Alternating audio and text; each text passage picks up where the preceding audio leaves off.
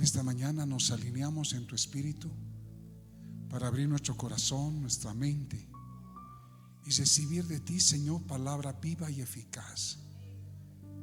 Que no salgamos de acá, Señor, como hemos venido. Salgamos en victoria, sabiendo quiénes somos y a quién servimos. En el nombre de Jesús. Amén. Amén. Amén. Gracias, mis hermanos. Tomen asiento. Me acaban de dar una buena noticia. ¿Quién es? Me han dicho de que puedo predicar 1 hora. No sé cómo se sentirán todos, pero yo estoy feliz. ¿Por qué estoy feliz? Porque primero que estoy en mi casa, la considero mi casa, porque veo hermanos, veo amigos, y porque mi amigo Fidel me permite este domingo estar acá predicando. Es un honor.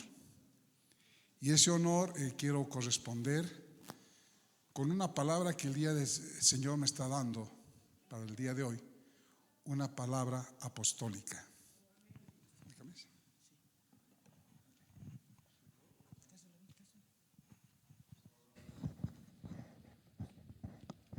Hola, ahora sí.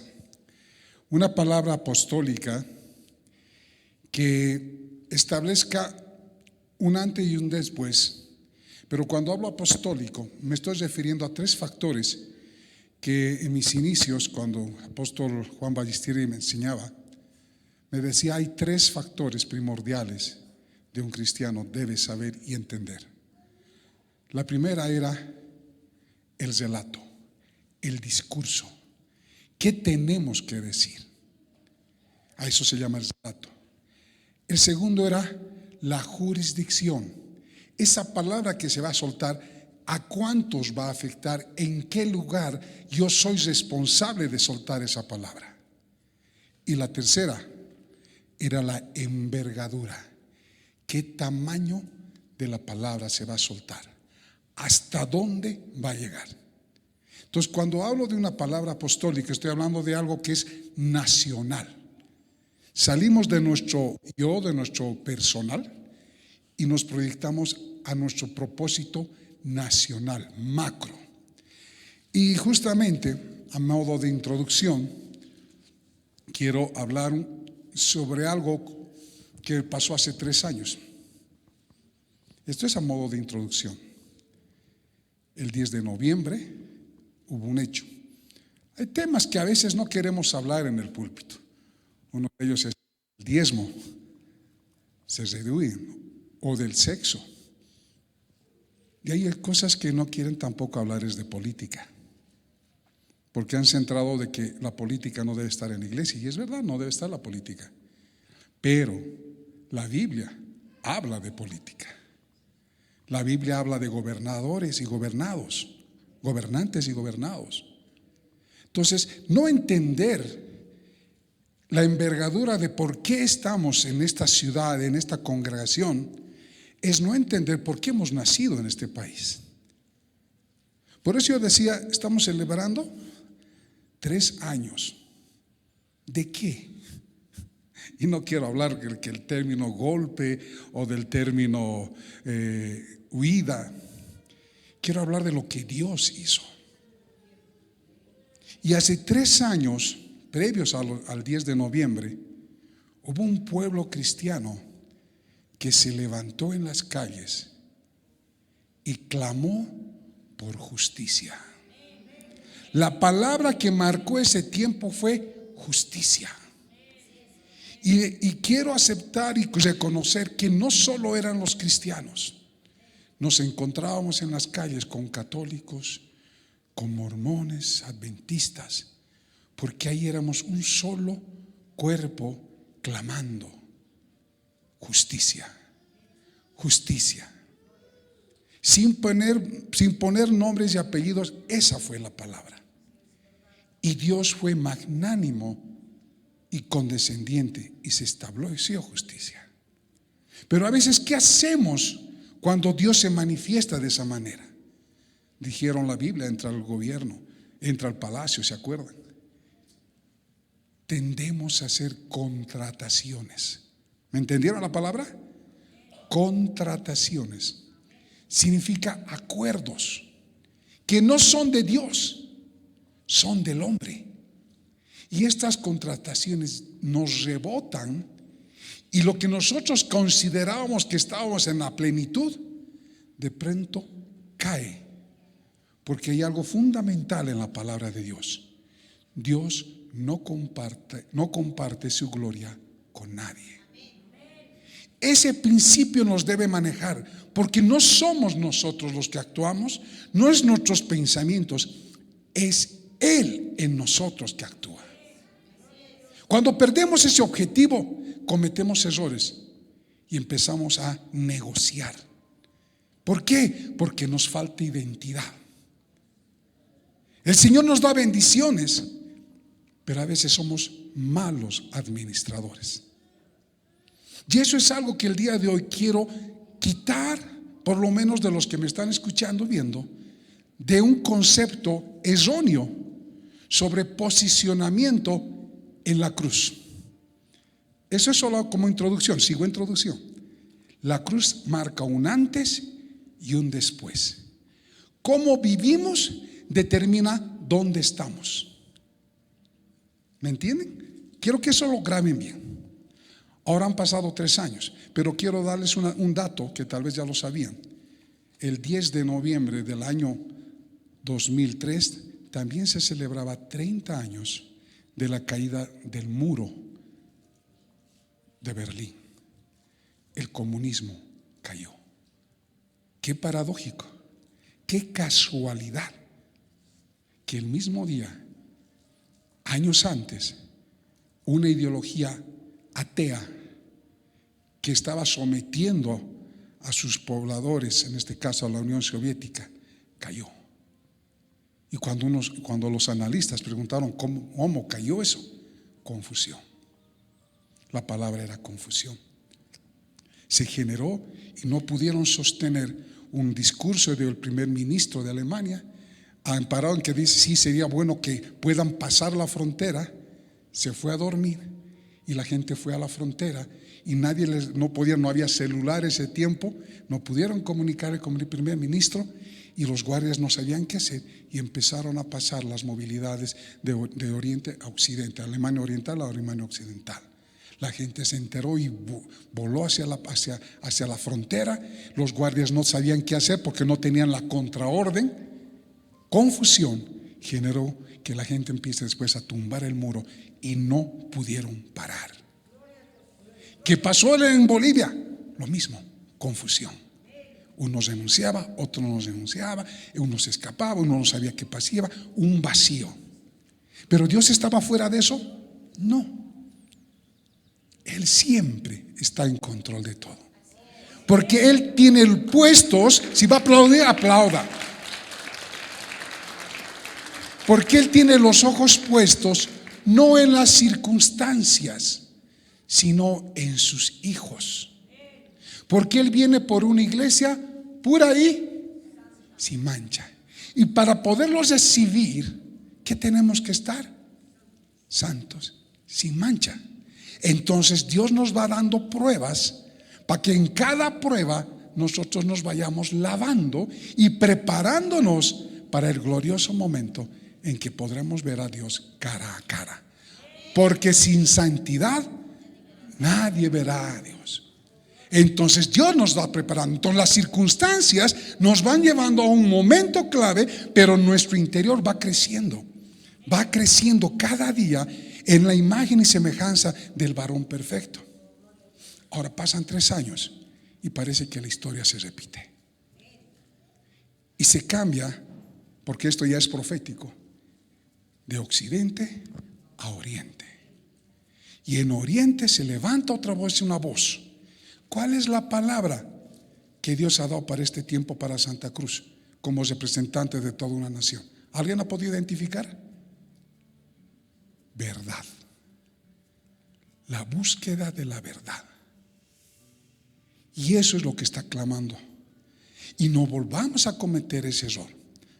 Pero ahora todo lo que les he dicho solo es introducción, porque todo este conocimiento, este entendimiento de lo que les estoy hablando es fruto de una inteligencia espiritual. Tenemos que ser entendidos, porque si no, no vamos a poder actuar en nuestro tiempo. Entonces la jurisdicción la vamos a perder, porque no vamos a ser responsables de lo que Dios nos dio. ¿Me entienden? Y el relato va a estar condicionado también a la envergadura del momento. Si yo no entiendo el tiempo, no puedo hablar. Si no conozco la voluntad del Señor, no puedo actuar. Eso es lo que estoy viniendo el día de hoy, a romper esa tiniebla que se ha levantado en la iglesia. Y para comenzar, y ahora sí voy a entrar a la prédica, el título de la prédica es La mente espiritual, o lo que también podemos llamar mente de reino. Los versículos introductorios principales es Colosenses 1, del 9 al 14.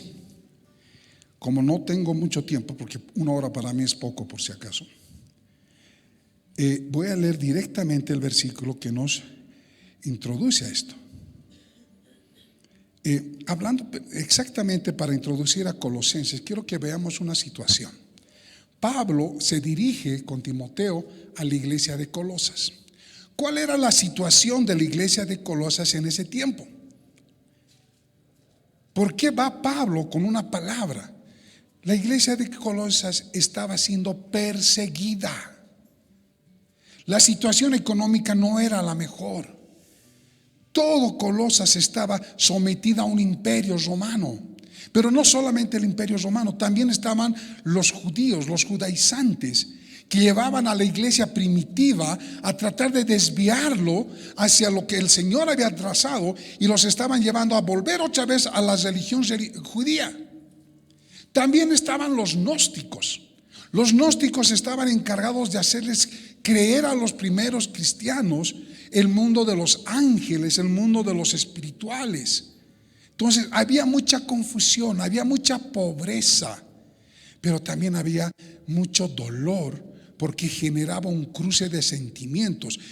Me predican de Cristo, del que murió hace unos años, atrás, y entonces ¿qué es lo que yo tengo que hacer? Vuelvo a ser judío, me voy al mundo, me meto a los griegos. Era una señal, y era la persecución.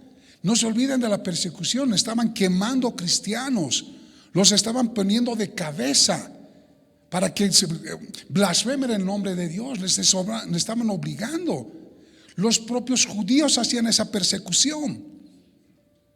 O sea, lo que estamos viviendo hoy en Bolivia es una taza de leche.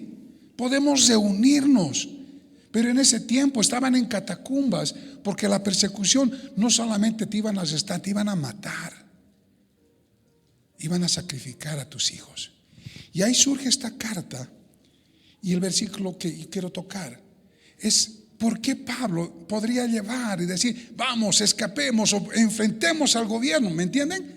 Podría decir, ya empezamos a crecer, hagamos un partido político y saquemos a este gobierno, declaremos a los judíos que son inconversos, lo que sea. Podía haber hecho, ¿en qué? En sus fuerzas, en su carne. Pero Pablo les lleva un mensaje muy distinto, y ustedes ya han estado leyendo. Dice: por lo cual también nosotros, desde el día que lo oímos, está hablando de lo que estaban perseverando en la fe, no cesamos, ¿qué dice? De orar por vosotros y de pedir que seáis llenos del conocimiento de su voluntad en toda sabiduría e inteligencia espiritual. Ahí lo tardo. Sabiduría e inteligencia espiritual. No te estoy llevando un pasaporte, un visado para que escapes de Colosas. No te estoy llevando un salvoconducto. No te estoy llevando comida. Te estoy diciendo, activa la sabiduría de Dios y la inteligencia espiritual, que ¿dónde estaba allá? Estaba en ellos. Está en nosotros. Hay una gran diferencia. Por eso le he dicho, vean bien en esta prédica y entiendan bien, pónganse aquí la cruz. Y esto es antes de la cruz y aquí a mi izquierda es después de la cruz. Muchos de los cristianos estamos todavía acá, mirando a la cruz. Para que me entiendan mejor, siempre tomo este versículo que no está en el video, pero de justamente la conversación que Jesús tiene con Nicodemo. Y ahí usted analiza en su casa, porque le da dos etapas. Te es necesario nacer de nuevo. Díganme los que están nacidos de nuevo, levanten la mano. Todos nacidos de nuevo. Ahora escuchen esta palabra que le dice Jesús a Nicodemo. Eso está en Juan. Dice: te es necesario nacer de nuevo para ver el reino de Dios. Nicodemo, en su mente humana, dice: tengo que volverme a meter al vientre de mi madre.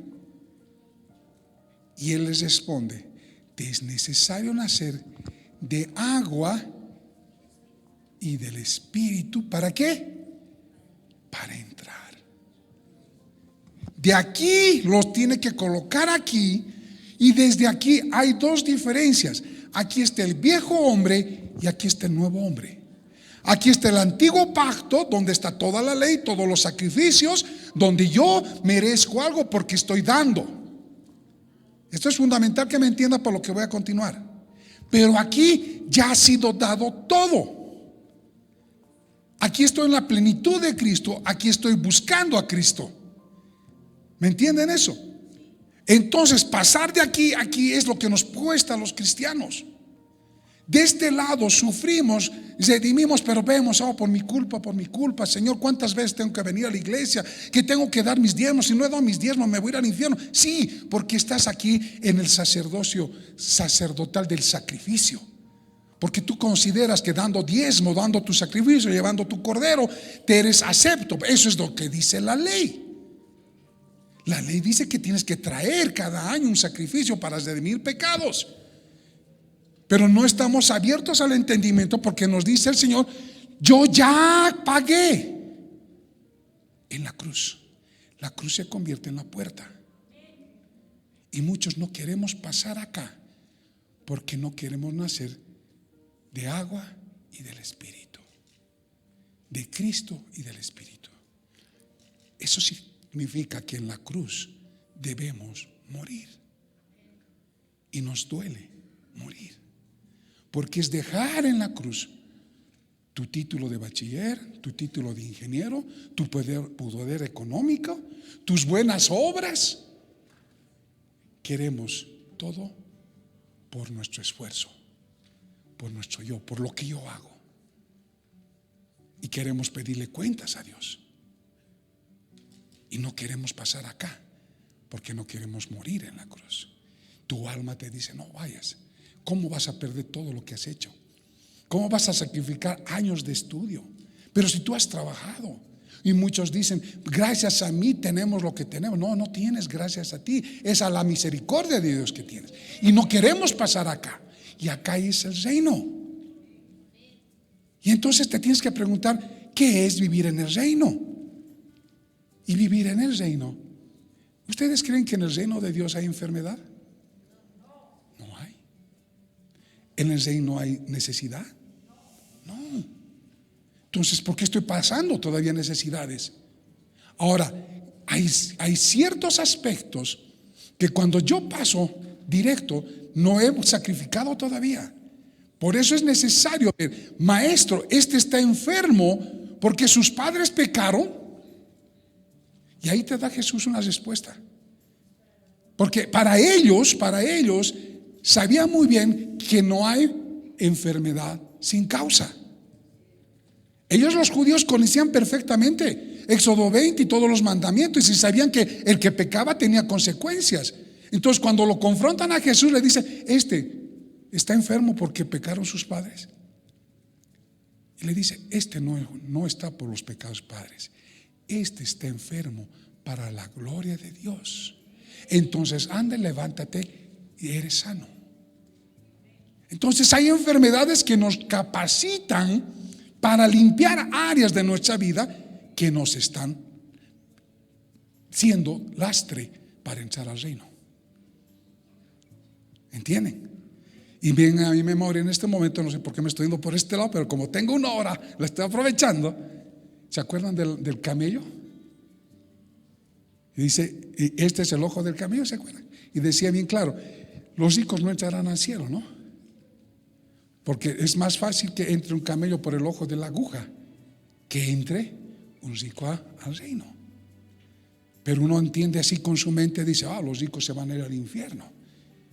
Pero si usted va a ir a Jerusalén y entra por la entrada que viene justamente de la entrada oeste a Jerusalén, hay un lugar donde se llama el ojo de la aguja. Es un callejón de roca que es muy angosta. Entonces antes los mercaderes querían llegar directamente a Jerusalén, pero los que traían mucha carga no podían cruzar porque el camello no podía pasar.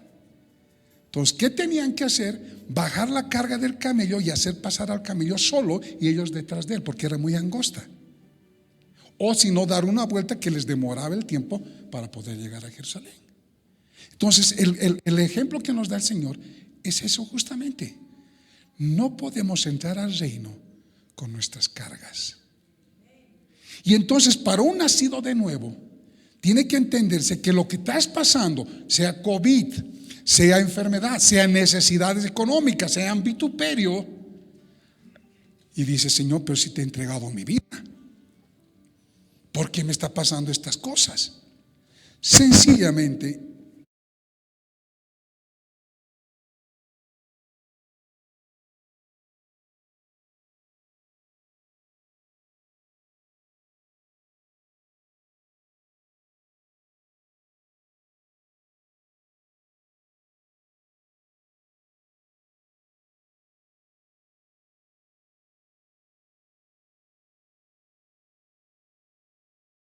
Pablo en este versículo dice, oramos por ustedes para que sean llenos de sabiduría e inteligencia espiritual. Y cuando hablo de inteligencia espiritual estoy hablando de la mente de Cristo. La fe no es ciega, la fe es entendida. La fe se basa en un corazón dispuesto, pero una vez que Cristo está en mí, yo tengo las capacidades que el Señor quiere darme para un objetivo en concreto. Porque dice que los cristianos tenemos un punto central de toda oración, debe estar dirigida a una sola causa o varias causas. En este caso, inteligencia, sabiduría, conocimiento e iluminación. La iluminación nos va a revelar cosas que están escondidas para la gente común. Por eso nos dicen locos, porque hacemos cosas locas. Pero para el mundo somos locos. Pero a Dios tiene un propósito. Por eso yo puse el ejemplo de lo que pasó hace 3 años, el 10 de noviembre, y todo lo que fueron las pititas y lo que está pasando ahora, porque tenemos que tener un conocimiento y un entendimiento de por qué pasan las cosas. Porque Dios no juega a los dados, porque Dios no juega con, a ver, ¿qué pasa si hago esto o hago lo otro? Dios tiene un plan desde el inicio del universo, y ese plan no ha cambiado.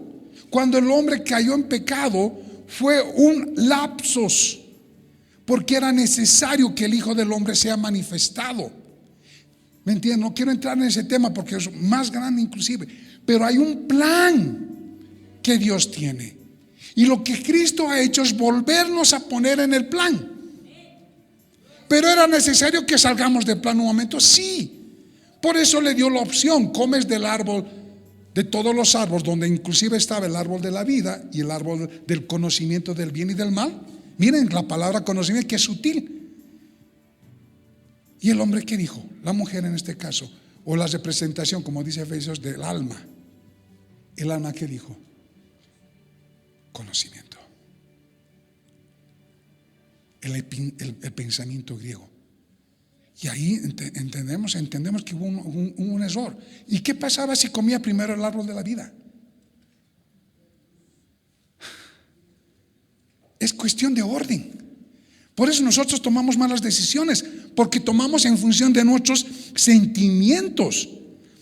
Tomamos en relación de que en los momentos críticos nosotros actuamos por emociones. A eso se lo llama inteligencia emocional. La educación ya lo ha puesto ahí. Entonces, estas emociones nos van desvirtuando el concepto mismo de por qué Pablo decía: oro para que ustedes tengan llenura de la sabiduría de Dios y de la inteligencia espiritual. Es necesario, porque así no tomaremos cosas que no son de Dios. Por eso la inteligencia nos hace ser más efectivos. La inteligencia nos pone en la voluntad de Dios. Ya no es, yo creo y qué me importa. No es una fe ciega, es una fe con convicción. Es una fe mirando a cara descubierta al varón perfecto. Romanos 12:2 nos dice, 12:2, no os conforméis a este siglo, sino transformaos por medio de la renovación de vuestro entendimiento, para que comprobéis cuál sea la buena voluntad de Dios. ¿Qué dice? Agradable y perfecta. O sea, todo está en la voluntad de Dios. Que este sea presidente, que me haya chocado el auto, que me hayan robado, está en la voluntad de Dios. Más aún cuando yo le he entregado mi vida a Dios. Si yo le he entregado a Dios, Dios es responsable de mi vida. El problema es cuando yo tomo las riendas de mi vida, las vuelvo a tomar, me salgo de la voluntad de Dios. Y ahí es cuando Dios levanta las manos y seguramente dice desde los cielos: ojalá tenga suerte. Porque andar en la voluntad de Dios es andar en la victoria de Dios. ¿Me entienden? Entonces, cuando dice transformaos, vale decir que nuestra mente debe sufrir un reset. ¿Me entienden? Reset es sacar de la computadora, dice: esto ya tiene tanto virus que no puedo controlar, hay que meterle un reset, hay que reformatearlo, hay que partir de cero. Y entonces haces un cambio. Y ese conocimiento de Dios viene por revelación. ¿Ustedes quién dicen que soy? Se levanta Pedro y le dice: tú eres el Hijo del Dios viviente. Eso te lo ha revelado mi Padre que está en los cielos. Fue un momento que Pedro se alineó con el Espíritu y tuvo esa revelación. Pero pasó un momento después que se salió de la revelación y le dice: no vayas a Jerusalén, no queremos que mueras. ¿Y qué le dice a Jesús? Calla, Satanás. Pero si hace un rato le dijo: eso te lo ha revelado mi Padre, los otros ninguno se había dado cuenta. Porque eso es lo que hacemos muchas veces en este lado. Estamos un pie en el reino y a la primera dificultad nos volvemos atrás. El Señor te dice: lánzate, haz este negocio, y dices: no lo pensaremos. Es necesario pensar, sí, pero no en tus pensamientos, no en tu capacidad intelectual. Es en la mente de Cristo. Por eso en los momentos críticos muchos de nosotros nos acostumbramos a operar con la imaginación. ¿Qué va a pasar si hago esto? Pero si hago esto no me va a suceder. Yo esta mañana me levanté y dije: ¿qué voy a hacer? Voy a temprano, ya salió el sol, ya no tengo nada que hacer, ya está lista la prédica. Me subiré. Subí aquí y junto con la hermana, ¿dónde está la hermana? Está trabajando, ahí está. Juntos llegamos a la puerta. ¿Para qué me trajo el Señor tan temprano? Que abra la puerta aquí. Para estar acá, junto con la hermana, y orar por esta nación y declarar algo que el Señor me mostró de esta congregación. Estás sobre la roca, estás sobre la peña de Oreb, estás en la cordillera. Y si bien los yatiris en la Pacheta en agosto y todos los días creo que meten maldiciones a esta nación, cuando la maldición está bajando, esta congregación se convierte en una represa, en un tamizador, para que esa maldición no llegue a la ciudad. y por ende no llega al país, porque estamos en lo más alto, aún del continente. Por algo Dios nos puso aquí. No nos puso en Santa Cruz, no nos puso a nivel del mar, nos puso aquí, Chuquiaquillo.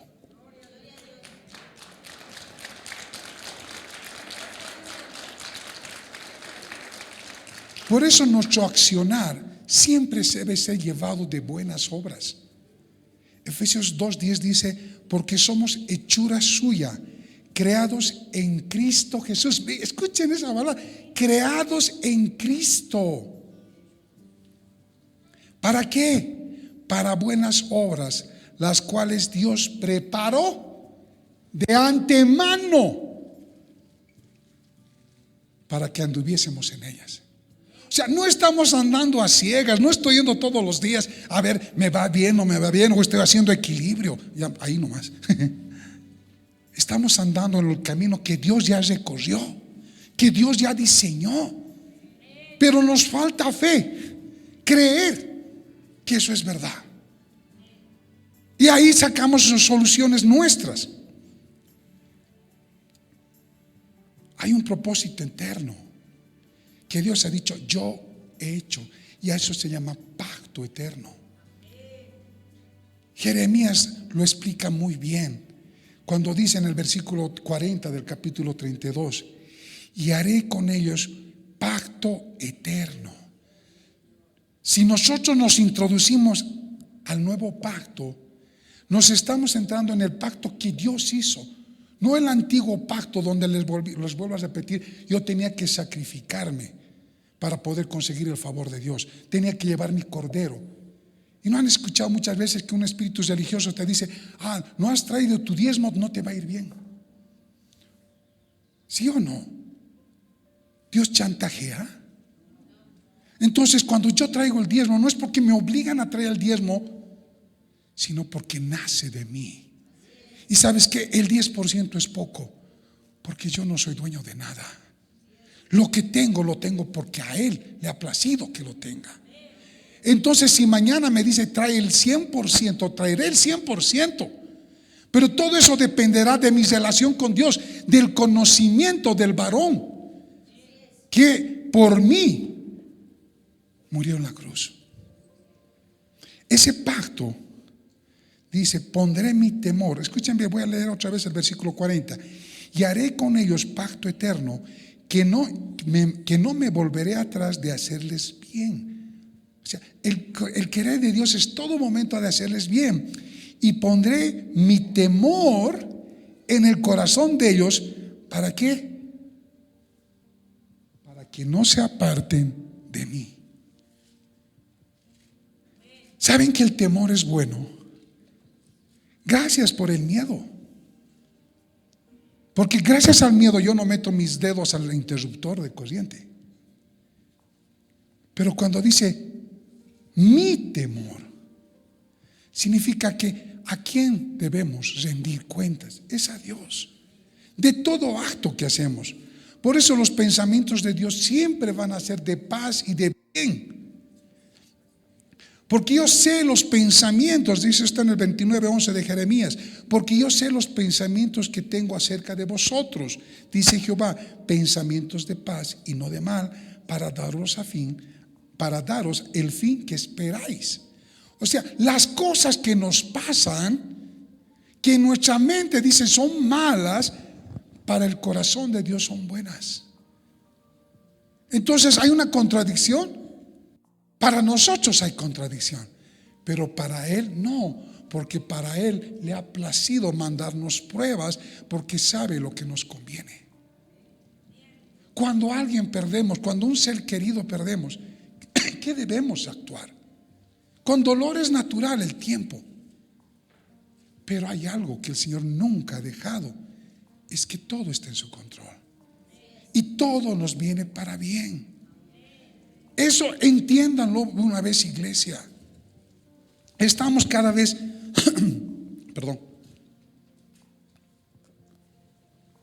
estamos cada vez equivocándonos y estamos retrasando la venida del Señor, porque Él viene, vuelvo a reiterar, viene por una iglesia pura y sin mancha. Y no queremos soltar cosas que a nosotros nos dan seguridad porque están en nuestro poder, en nuestro control.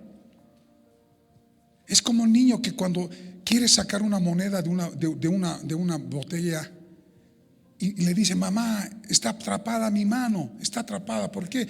He metido mi mano para sacar esta moneda, pero ahora no puedo sacar mi mano. ¿Y qué le dice a la mamá? Hijo, suelta la moneda. Y cuando soltamos, somos libres. Y ese ejemplo de la moneda es que muchas veces nosotros estamos: ¿cuánto tengo? ¿Cuánto valgo? Sales a la calle y dices: ay, me olvidé mi billetera, volveré. Y a veces vuelves después de 10 cuadras que has caminado. ¿Por qué? Porque tu confianza está en la billetera y en lo que está en la billetera, pero no está en el Señor, no está en Dios. Así nos comportamos. Y luego decimos: qué desgracia, este país está cada vez peor, cada vez está mal. Por eso es que cuando conocemos la voluntad de Dios, entonces entenderemos los principios y los planes que Él nos ha dado. Estar en la mente de Cristo nos permite entrar a los planes de Dios. Entonces, cada vez que podemos, tenemos que pedirle al Señor: danos más conocimiento para poder entrar en el plan tuyo, no en el mío. Por ahí, para mí, mi hijo debería ser ingeniero, pero para el Señor lo quiere para otra cosa. Entonces, ¿por qué lo voy a forzar? Yo lo forzo en función también de que el Señor me ha dado una palabra: tú y tu casa servirán a Jehová. Entonces, si yo soy cabeza de hogar, yo conozco a mi hijo, entonces sé lo que le conviene. Y yo le diré: ¿sabes qué? Creo que te deberías ser ingeniero porque te he visto hacer matemáticas, estoy contigo todos los días y entonces conozco para qué eres bueno. ¿Me permiten 10 minutos antes? Alguien me avisa. Ya no sé a qué hora empezó. Entonces, este niño va a crecer en la voluntad de Dios porque Dios te ha puesto a ti como padre para conocerlo a tu hijo. Y mi hijo tiene que buscar el conocimiento del padre para entender bien a dónde está siendo proyectado y cuál es su papel en el plan de Dios. Pero ¿qué pasa si yo me aparto de él? Del plan de Dios me estoy refiriendo, del conocimiento de Dios. Ahí está claramente Oseas 4:6, donde dice claramente: mi pueblo fue destruido porque le faltó conocimiento. Por cuanto, ahí punto, mi pueblo fue destruido porque le faltó conocimiento. Por cuanto desechaste el conocimiento, yo te echaré del sacerdocio. Miren esto. Y porque olvidaste la ley de tu Dios, también yo me olvidaré de tus hijos. Qué grave. Porque a veces pensamos que Dios es todo bonito, todo bueno. Y lo es. Pero también es como un buen padre, rígido cuando debe ser rígido. Y exigente, porque Él, como dice la parábola, cosecha donde inclusive no sembró. Y ahí me trae memoria: ¿por qué tenía que secar a la higuera si no era temporada de higos? Porque la higuera, al igual que nosotros, tenemos que entender cuándo va a pasar Jesús por la puerta. Y tenemos que dar frutos. Sea temporada o no temporada, tú tienes que estar listo para dar frutos. Por eso no es suficiente ser correctos, hay que hacerlo correcto.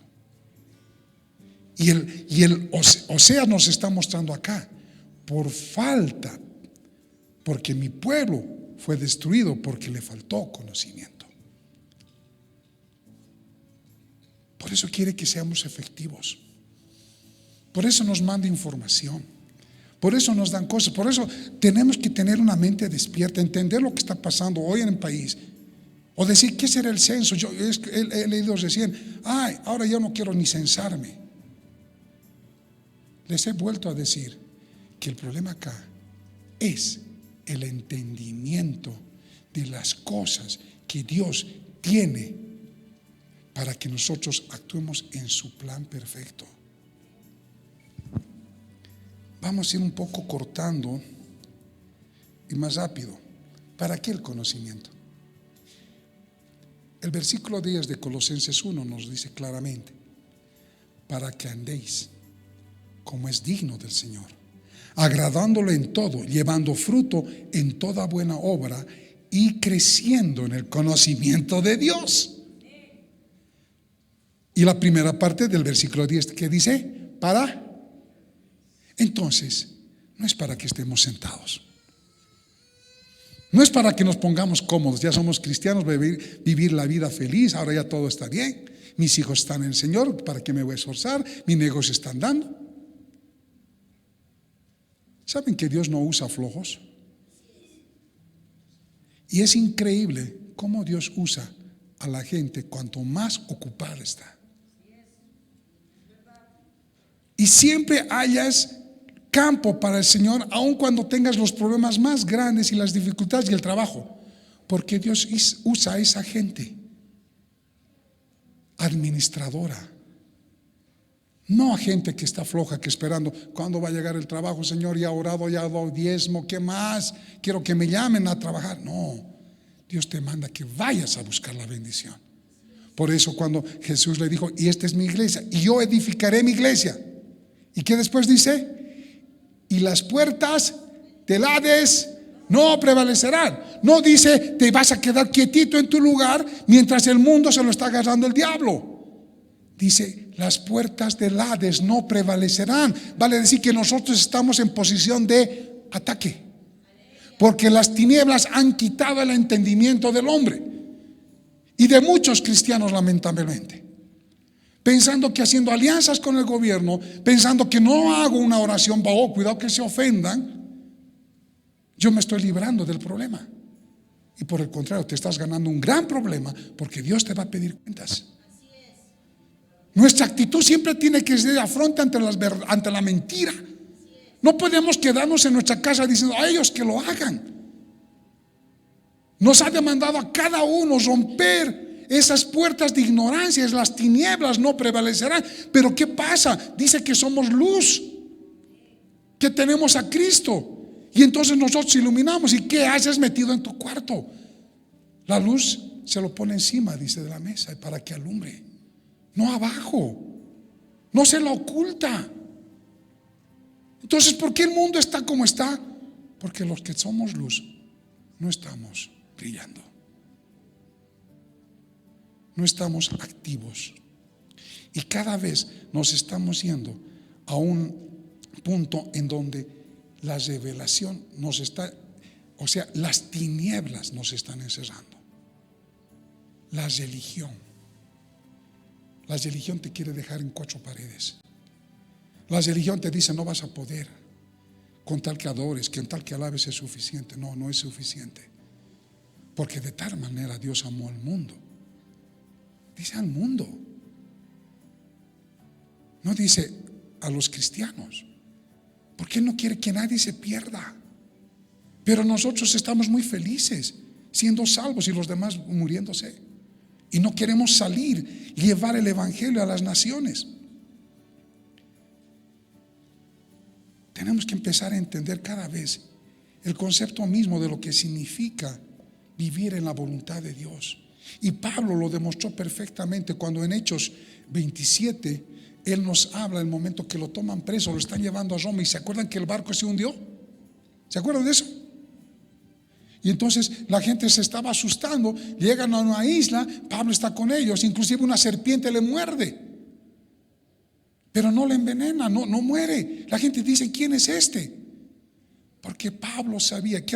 Esto quiero que lo entiendan bien para saber. Dice Hechos 27, lo voy a leer del 22 al 24. Hechos 27 del 22 al 24, el número 11. Dice, capítulo 22: pero ahora os exhorto a tener buen ánimo. Imagínense, ya se sobró el barco, casi se ahogan, han llegado a la isla. Dice: os exhorto a tener buen ánimo, pues no habrá ninguna pérdida de vida entre vosotros, sino solamente de la nave. Se va a perder el vehículo, porque esta noche ha estado conmigo el ángel del Dios, de quien soy y a quien sirvo, diciendo: Pablo, no temas, es necesario que comparezcas ante César. He aquí, Dios te ha concedido todos los que navegan contigo. Le está diciendo, no tengas miedo, porque tu circunstancia es ahora. ¿Y a eso qué lo llama la Biblia? Lo llama los tiempos malos, o sea, el día malo. El día malo es un día en el cual nosotros estamos sufriendo, pero Él no nos habla del día malo, Él nos habla del año agradable. ¿Cuál es la diferencia? La diferencia es sencilla.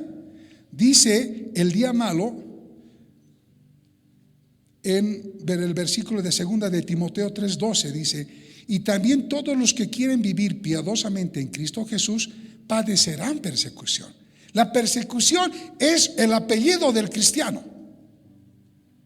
Juan perseguido, Pedro perseguido, María perseguido. ¿Por qué? Porque llevamos el evangelio, porque llevamos mensaje de paz y de verdad, y el mundo no quiere que ese mensaje llegue a los oídos que corresponde. Entonces sí vamos a ser perseguidos. Te cuento, el mensaje de que todo va a estar bien desde que seas cristiano es una mentira. Hemos venido a servirle al Señor. Agrádate de eso. Nuestras riquezas están en el reino esperando por nosotros, nuestras coronas acá. Pero necesitamos pasar el día malo, porque el día malo es una circunstancia exactamente y específica del momento. Pero nosotros vivimos en el año agradable del Señor, como está escrito, porque en Efesios 6:13 dice: por tanto, tomad toda la armadura de Dios para que podáis resistir en el día malo, y habiendo acabado todo, estar firmes. Este versículo habla un versículo después del famoso Efesios 6:2, que nos dice que nuestra lucha, si no contra gobernadores y principados, ¿dónde están? ¿Están en la tierra? No, están en los lugares espirituales. ¿Y qué es un lugar espiritual? Nuestros pensamientos. Ahí está la batalla. Lo que nos han estado hablando y nos han estado engañando, diciendo no puedes, no tienes. La batalla está en la mente. La batalla está en la mente. No es con mi hermano, no es con el Evo, no es con el Arce, no es con Camacho. Es en mi mente. Si venzo eso, es porque yo estoy en el año agradable. Dice el Espíritu, Lucas 4:18-19: el Espíritu del Señor está sobre mí, por cuanto me ha ungido para dar buenas nuevas a los pobres.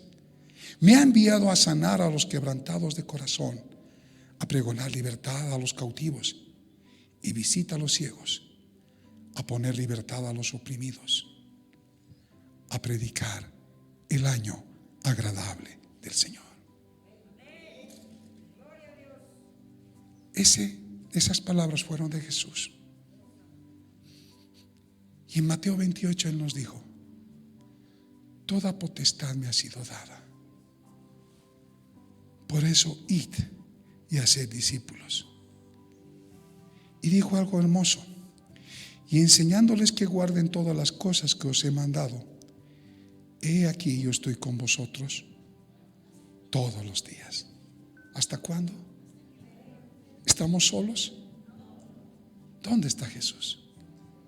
¿Dónde está el Cristo? ¿Por qué vivimos como si no lo tuviéramos? ¿Por qué le creemos las mentiras del diablo? ¿Por qué creemos que este es el último día de nuestra vida? ¿Por qué crees cuando tú dices tengo 50, tengo 60, 70 años, se acabó todo? No. Estoy terminando. Y quiero hablar claramente esto. Cuando entiendes que el año agradable del Señor comienza hoy día, tú acabas de nacer. Tú acabas de nacer del agua y del Espíritu. Porque el Espíritu iluminará tu vida, lo que vas a caminar. No tropezarás, porque el Señor te mostrará exactamente cuando venga una piedra delante. Y digo del agua, porque a partir de eso tú aprenderás a comer, beber, porque dijo: el que me tiene a mí, de su interior correrá ríos de agua viva. Dios nos ha equipado para cambiar este mundo. No calles el Evangelio. Tú eres el Evangelio porque portas a Cristo. Ya no vivo yo, Cristo vive en mí. Padre, que el Cristo que está en nosotros resplandezca en nuestra vida. Padre, lo que de gracia he recibido lo doy de gracia, Señor. El entendimiento de la mente de Cristo nos lleva a tu voluntad. Y por tu voluntad, hoy, Señor, declaramos que estamos naciendo en el entendimiento. Y nuestro sacerdocio paternal lo volvemos a restablecer. Y mis hijos te servirán. Y los hijos de mis hijos te adorarán, Señor. Y todo lo que haga será para tu gloria, Señor. Porque hoy estoy comprometido, Señor, con el nivel de revelación que me has dado. Y esta nación conocerá la verdad a través de mí. Yo soy el que llevaré la verdad, porque Cristo vive en mí. Amén. Amén. Paz, mis hermanos. Gracias.